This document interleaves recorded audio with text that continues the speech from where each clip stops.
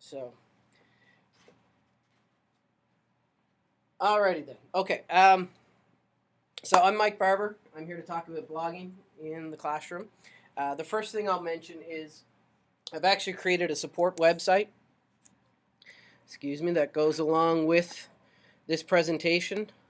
On that website, what I've got is essentially a little bit of background to the topic. I've got a couple of general readings. Most of them are, 5 pages or less that talk about the issue.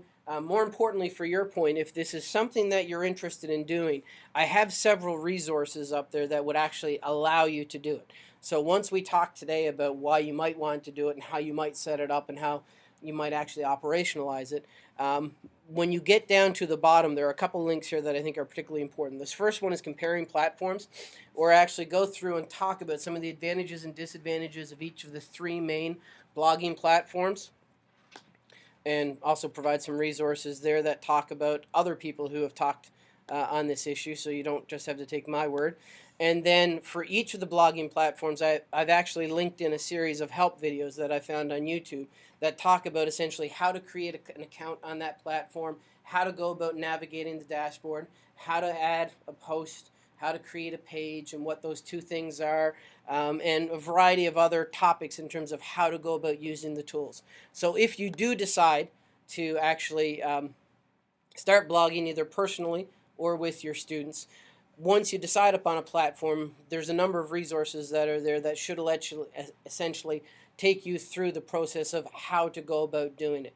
So I won't actually be going into that during the presentation. And if you have specific questions as you start going through that process, I'd be more than happy to sit down with you. We'll sit in front of a computer and I can walk you through it.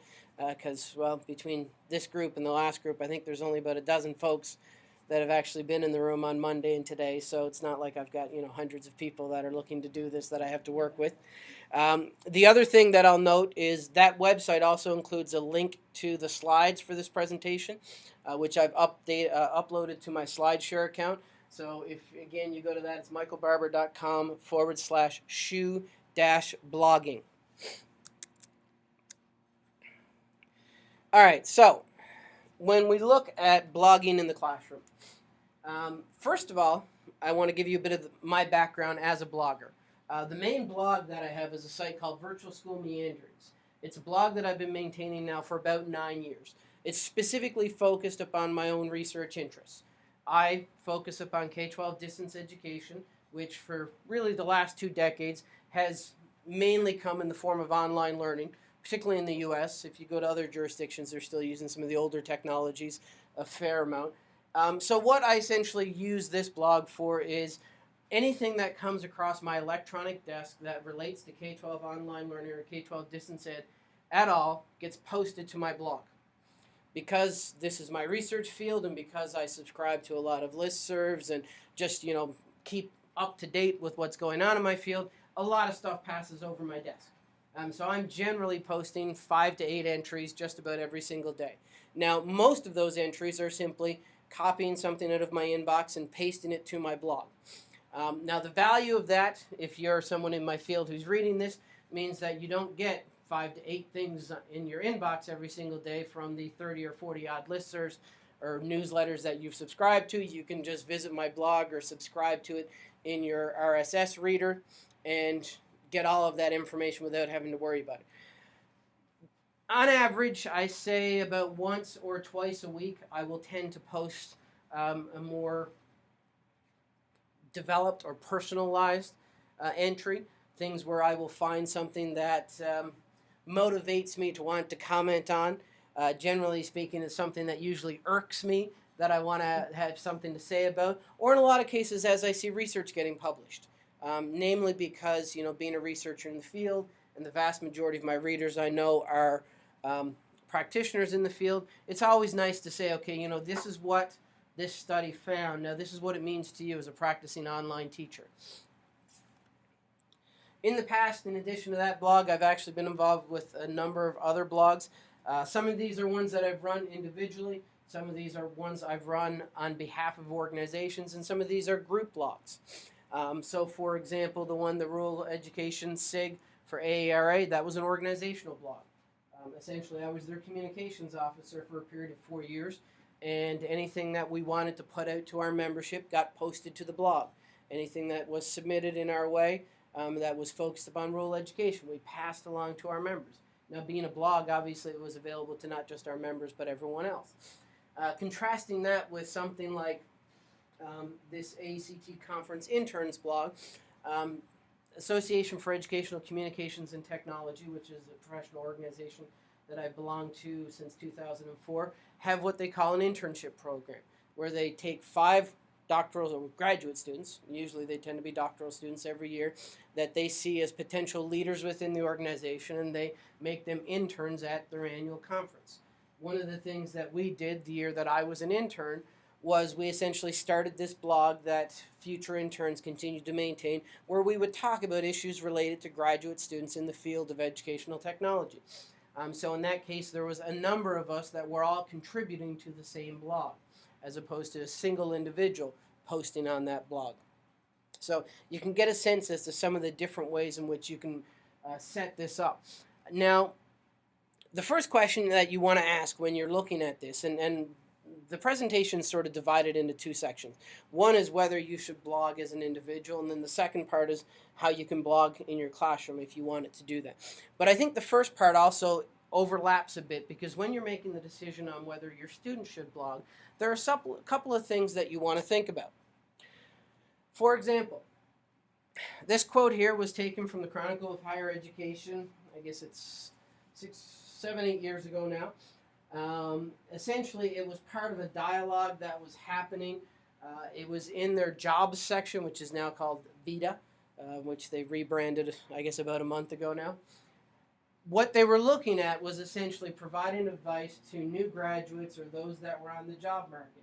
And this particular faculty member, and the name is a pseudonym, who was working at a liberal arts college somewhere in the Midwest, wrote this about blogging.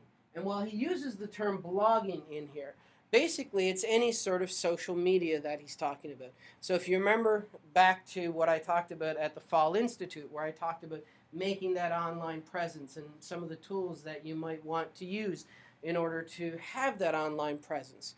Obviously, one of the potential disadvantages of having an online presence is the fact that you can be found. I can guarantee you that you're on Google somewhere. Every time I sit down with a faculty member here at SHU, one of the things I'll do, because I'm new to the institution and don't know any of the people, is I'll Google them. And you'd be amazed at how many times the first thing that shows up in their Google search is their Rate My Professor profile. And if you've ever looked at your Rate My Professor profile, or for that matter, the Rate My Professor profiles of really any of your colleagues, you get 2 types of students that come to Rate My Professor. Those that think you're the best thing since sliced bread, and those that have an axe to grind. And unfortunately, it's that second group that make the biggest majority of those that actually fill out that site. Is that really the first thing you want someone like me who doesn't know you at all, that's coming to, meet with you, interact with you? Is that really what you want me to know about you when I know nothing else about you? So these are some of the things that you want to think about. What can be found out there about you, and what kind of story does that tell? Does it tell the kind of story that, may call into question some of the things that Ivan here is worried about? Or for that matter, the fact that you are very active on social media leads to the potential that, there may be an airing of dirty laundry. There are a lot of potential things that we can do with blogging, and it's important to, weigh the costs of this. Blogging can be a great way to get a profile out there, to become known in a field about something. For a lot of us to be able to translate the work that we're doing, either in the classroom or in terms of our own research work, to that larger practitioner audience. Let's face it, SHU being a teaching-focused institution, one of the things that we pride ourselves on is our ability to teach and teach well. There are a lot of things that we do in our classrooms that are quite creative and quite innovative. Unfortunately, for the most part, with the exception of the people that are sitting in front of us, those are really the only people that get exposed to the things that we do. Creating that online presence can allow us to expose others, to allow others to interact with the types of things we're doing. Also creating a kind of community that would allow you to get feedback on the ideas. So as you're starting to come up with an idea of whether or not you should blog, and again, this is not just you, it's also the impact that it would have upon your students. If you're going to be asking your students to participate in an open online discussion that is going to be, captured for posterity by Google, are the types of things that you are going to want them to be talking about and to be tackling and to wrestle with and to try to get their heads around things that they are going to want somebody else to be able to find in the future. There are some advantages to doing this kind of thing in an open environment. When we get to the classroom section, we'll talk a little bit about those. But at the same time, there are reasons why we might want to do it in a closed environment. And blogging, in all honesty, there's no sort of magic or silver bullet when it comes to the actual technology of blogging. Everything that you can do with a blog, pedagogically speaking, you can also do with a discussion forum that you'd find in Blackboard. The biggest difference between the two is one is an open environment and one is a closed environment. One of the things you want to ask yourself on behalf of your students is the environment that you're working in important to the nature of things that you want the students to be able to do?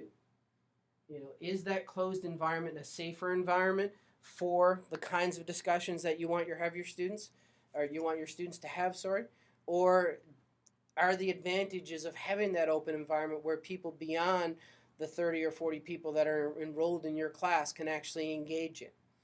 And these are pedagogical decisions, but they're also decisions, like I say, that will have implications on your students' futures, because I can guarantee you the future employers of all of our students are doing the same thing with all of their shortlists.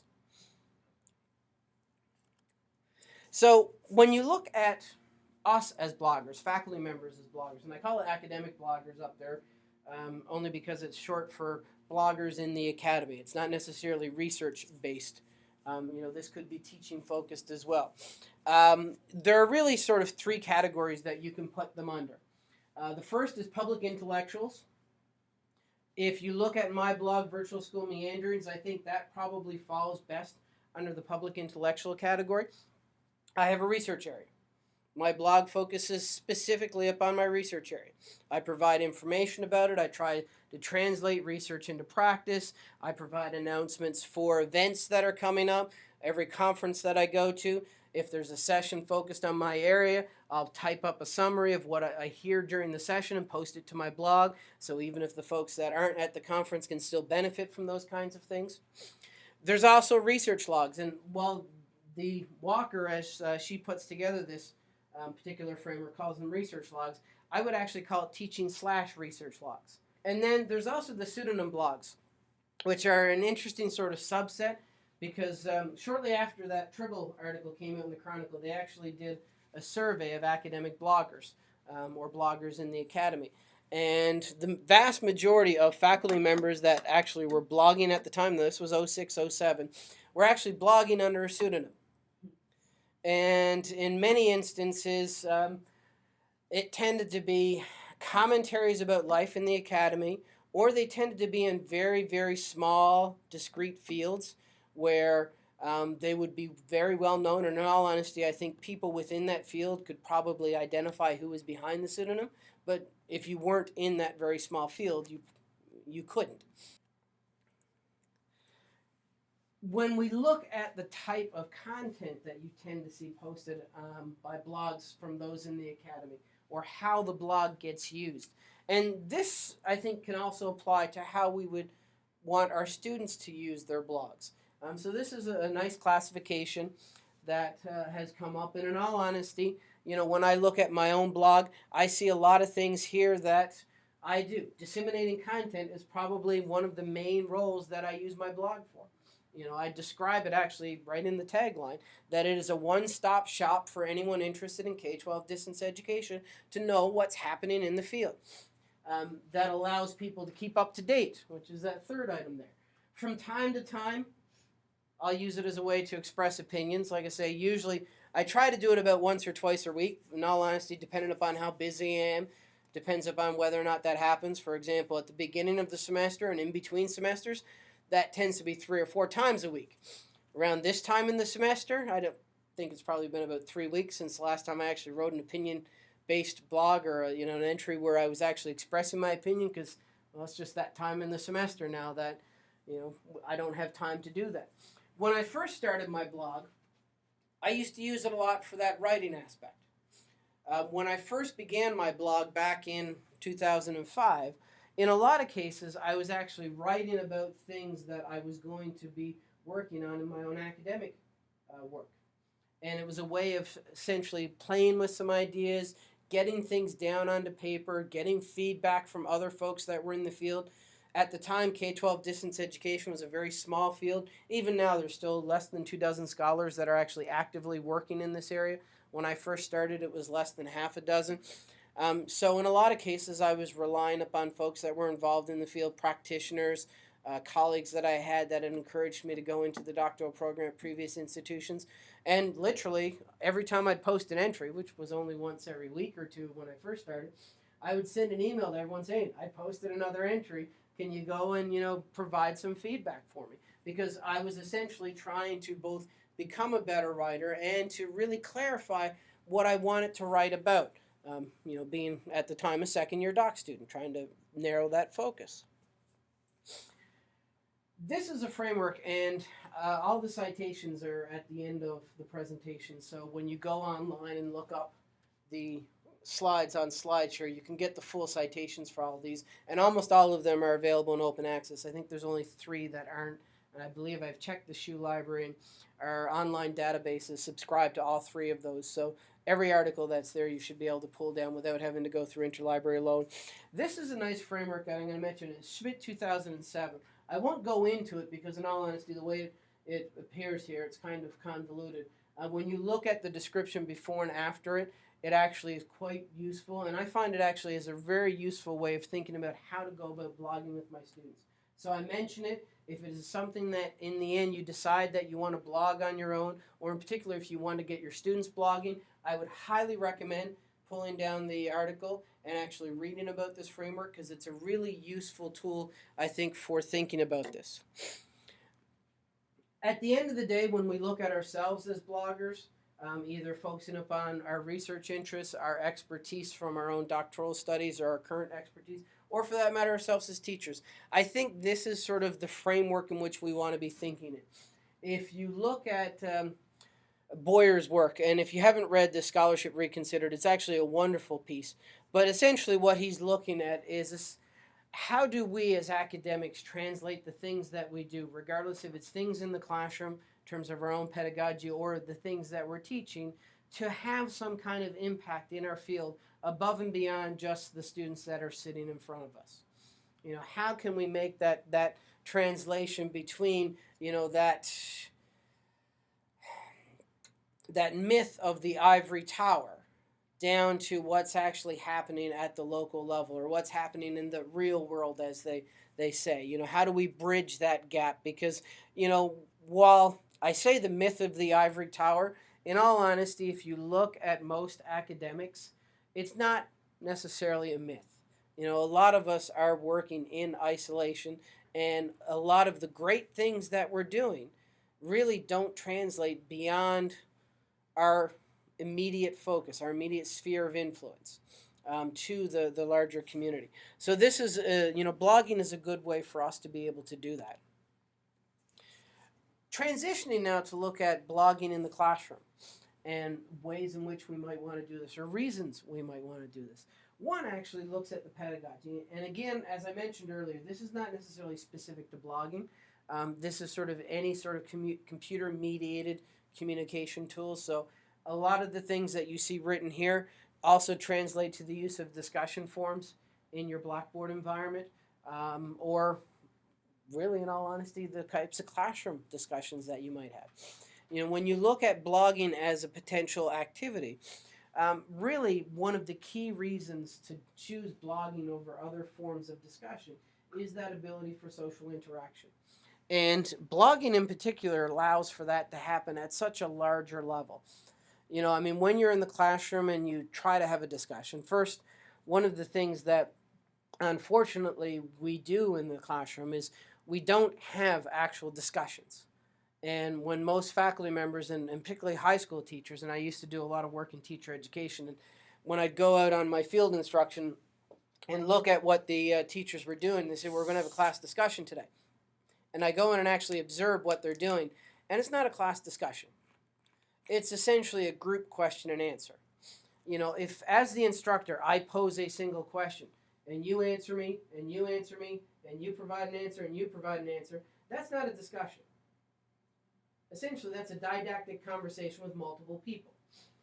When I teach my qualitative research course, or when I taught my qualitative research course, I used to make the comparison between, say, a focus group and a group interview. Most discussions that happen in the classroom are group interviews. They're not actually discussions. I ask a question, and everyone answers my question.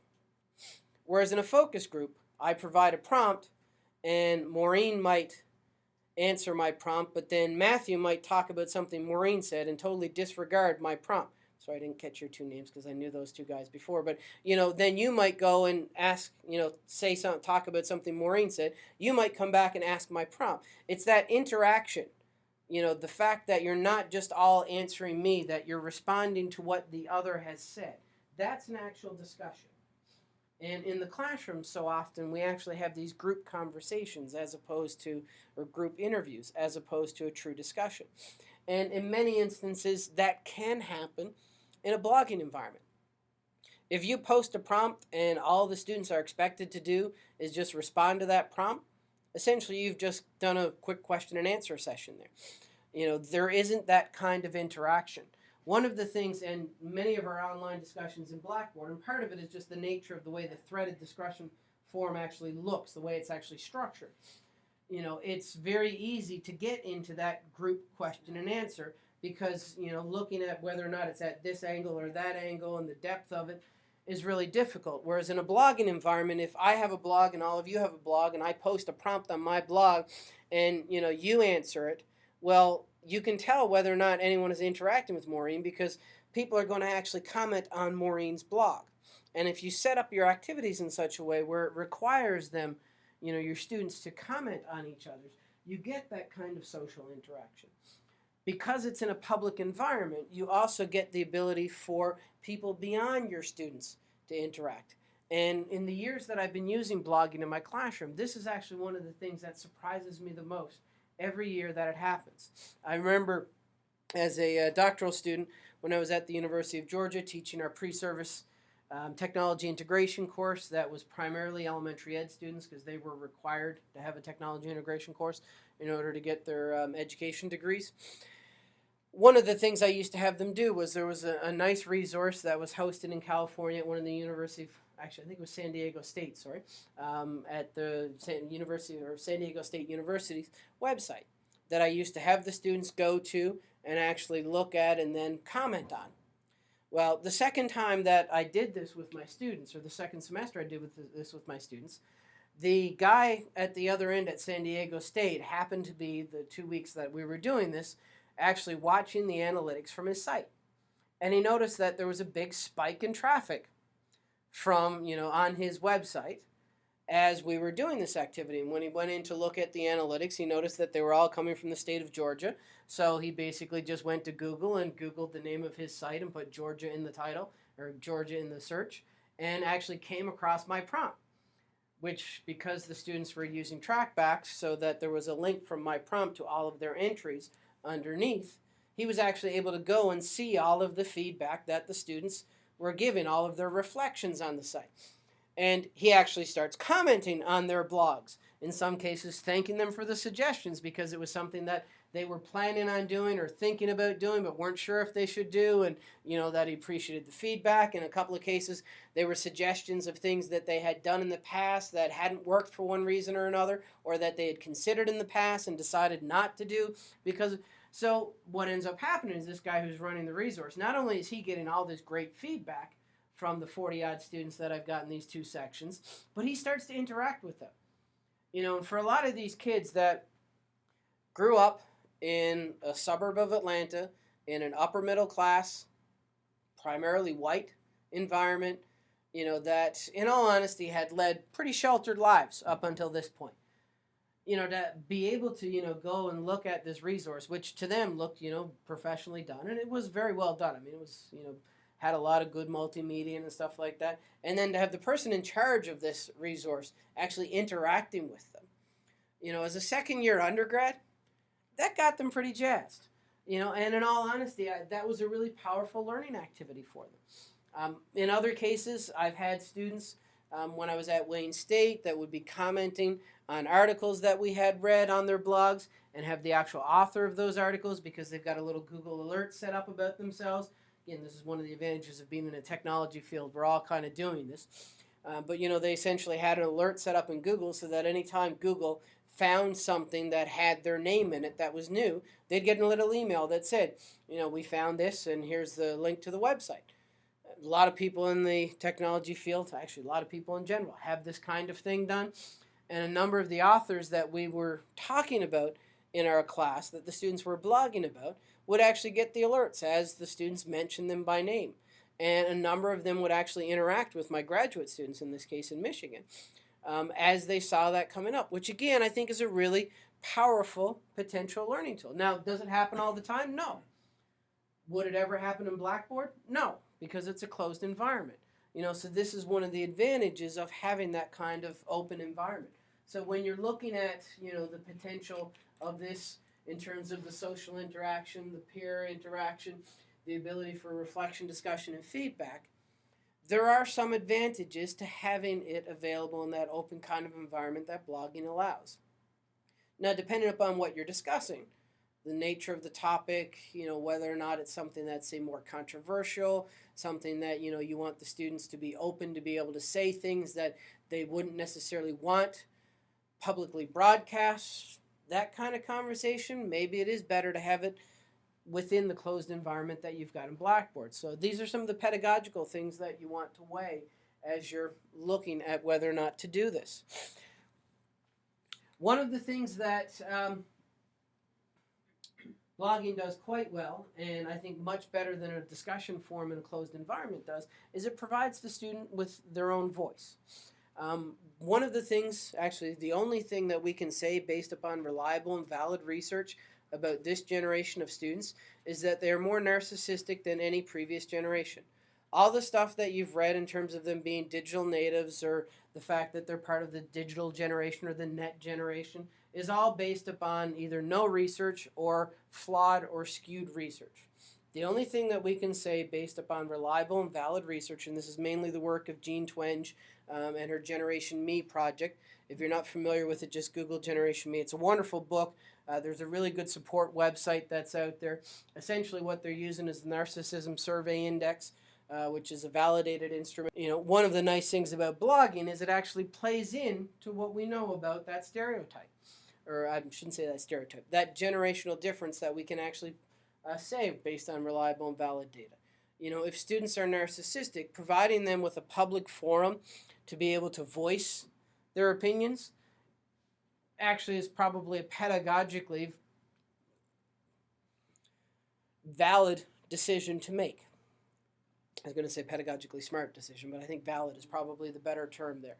Because one of the things that we're always looking at is, talking about meeting the student where they are. Playing to the things that we know they do well. Well, they all think they're the star of their own little movie. And in all honesty, we can't really blame them. From the time they're coming out of the womb until, every single highlight of their life is captured on video. I mean, why wouldn't they think they're, a movie star? So providing them with a forum that plays into that is probably a good pedagogical decision to make. So providing them that ability to create their own voice, to be heard, to express their opinions in a public forum is not necessarily a bad thing. It also is a good teaching opportunity because it allows us to talk about things like, the whole idea, what is it you want in terms of your online profile.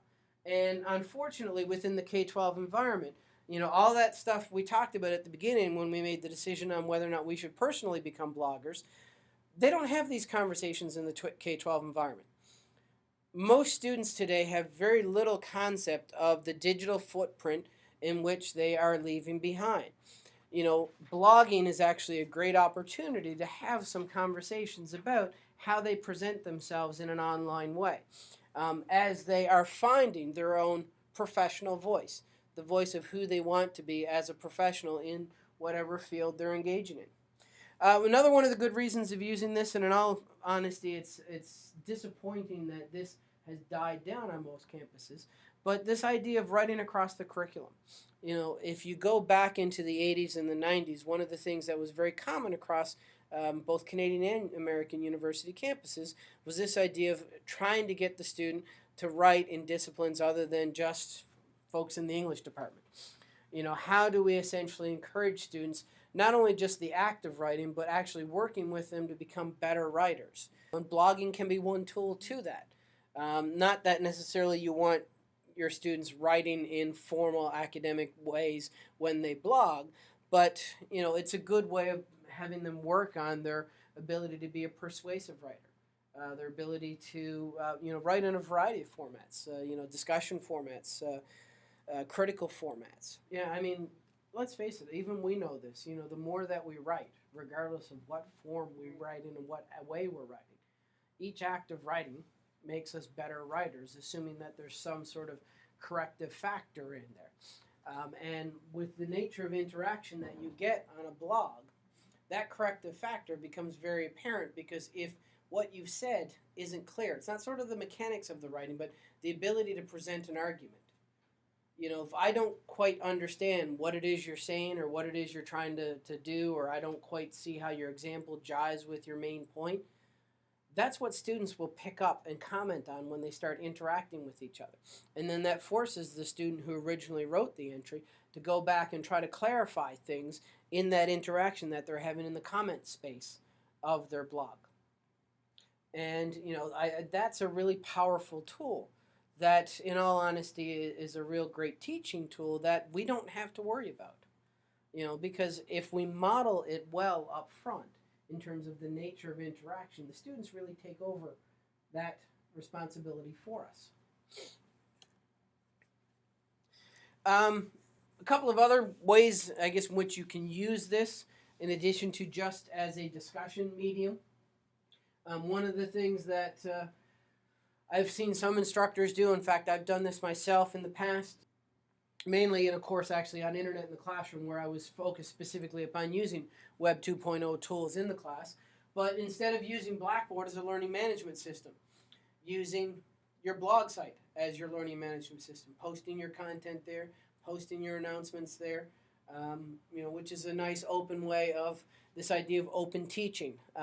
If you're not familiar, David Wiley is a faculty member at Brigham Young University who does a lot of work in open education. And he's actually had a couple of open teaching experiments where you can almost call them early MOOCs, if you will. And in fact, if you go to the Wikipedia entry for MOOC, they talk a little bit about these early open teaching experiences, where basically he would run his course in a completely open environment so that any student around the world really could partake in the content. Now, obviously, only those students. He was at the University of Utah State University at the time. You know, only those students registered at Utah State could get credit for it, but everyone could access the content. Everyone could complete the activities. Everyone could interact with all of the students that were participating. And David, being an open education guy, actually anyone who completed all of the activities, he would actually send them a certificate of completion that he printed up on his own printer. Not that it really meant anything, but you know, it was just one of these nice little things.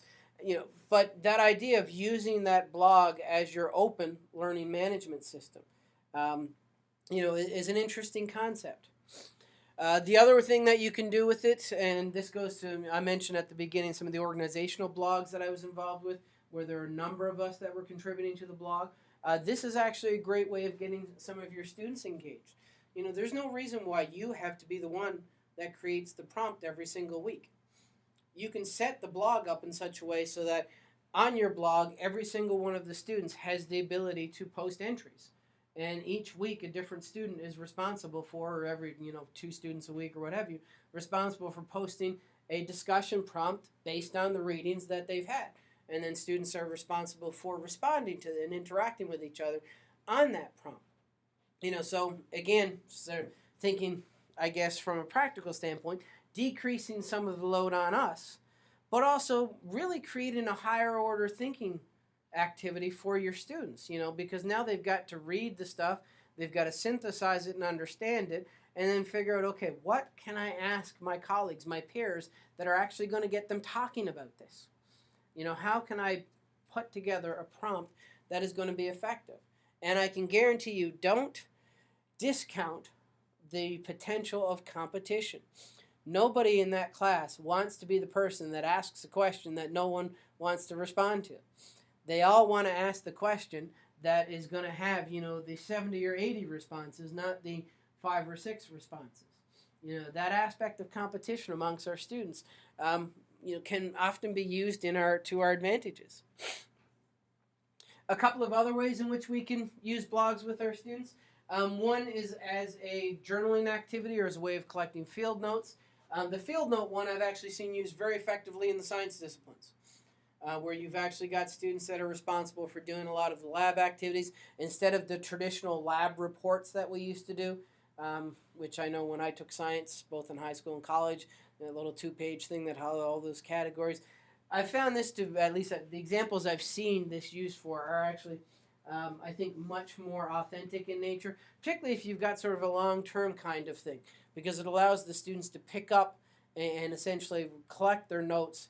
I've also seen it used actually quite nicely in a sociology class, where the instructor had the students, in this case, they actually had to go and observe something at a mall once a week for at least a half-hour period, and to take notes on it and then put their notes online. And so they're looking at essentially the dynamics of what's going on. I remember reading one student in particular that essentially used to go to the food court on Saturday afternoons and looking at the nature of people that would just stop, not to eat, but just stop and use the food court sort of as a place to unwind or to wait on the spouse or to entertain the kid, and looking at the different types of things that they were seeing there. But a really, I think, fascinating and interesting and creative way of using blogs in this case. The last one is in terms of publishing student writing. We've been talking a lot, or I've been talking a lot, I guess, about using blogs as a way for students to write sort of unfinished pieces, to express their opinions about things, to respond to prompts. But there's no reason why we couldn't, have this as a way for students to essentially publish a formal piece of writing and then get feedback on that writing in a very public forum and then allow them to revise and publish a second draft of that writing. So essentially looking at that writing process, but doing it in a very public fashion. It's also a nice way when they've gone through that process of starting to create an online portfolio through the types of things that they've been publishing. Now, in terms of if you were to use it either yourself or as a way of having your students for discussion, there are a couple of different categories of different types of blog entries that you can post. So there's nothing sort of magical about the labels that I've chosen here. They just tend to be the ones that I've seen used most often. So the first one is basically these commentary entries. These are essentially ones that are ways for the student or for yourself to provide a commentary or express your opinion on a particular topic. Typically speaking, it's a news item or an article or something that's going on in current events, but essentially something you want to get a reaction for.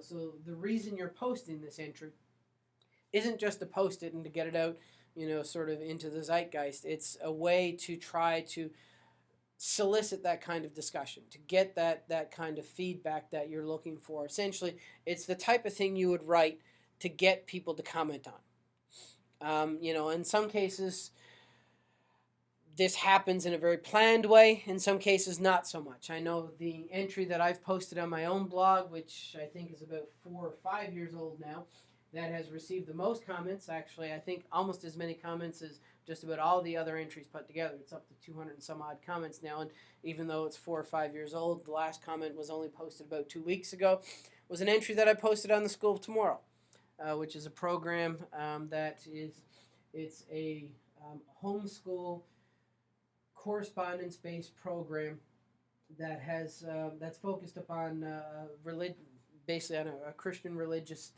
curriculum. I had a colleague of mine from South Korea, and she was advising or consulting with the government down there, and one of the things they were looking at was the ACE curriculum. With ACE are the company that runs the School of Tomorrow. So she asked me, what I knew about it and what the research said about it. So I did a little bit of work and tried to find what I could find based on the research and posted that into an entry. And then, asked people, like, am I missing things here? Because the company's called ACE, but they run Schools of Tomorrow, so are there other labels that I might be missing? Which is why I'm not finding much, because I only found, I think, 4 or 5 references about it. And that's kind of an innocuous thing where I really didn't expect to get much in the way of response, is the most commented entry that I've ever had on my blog. In fact, every year when I get the statistics from WordPress, that tells me, which blogs have the most hits on them. Even though it's 4 or 5 years old, it's still always in the top 10 of the most hit blogs. If you actually Google School of Tomorrow, I think it's like the 3rd or 4th thing that shows up on Google is this blog entry that I wrote, just trying to find out more information about it. So in some cases you can sort of plan out trying to get an entry that's going to elicit comments, that's going to elicit discussion. In other cases, it just kind of happens in a sort of roundabout, unexpected way. Another type of entry, and you see this actually quite commonly amongst bloggers, is what I call a links or list entry. Yahoo does this on their blog pretty much all the time. You go there just about every day, and they've got the top 10 things in your kitchen that can kill you. There's always some odd type of thing. The top 5 vitamins that you need to have in order to you need to be having in order to live a long life.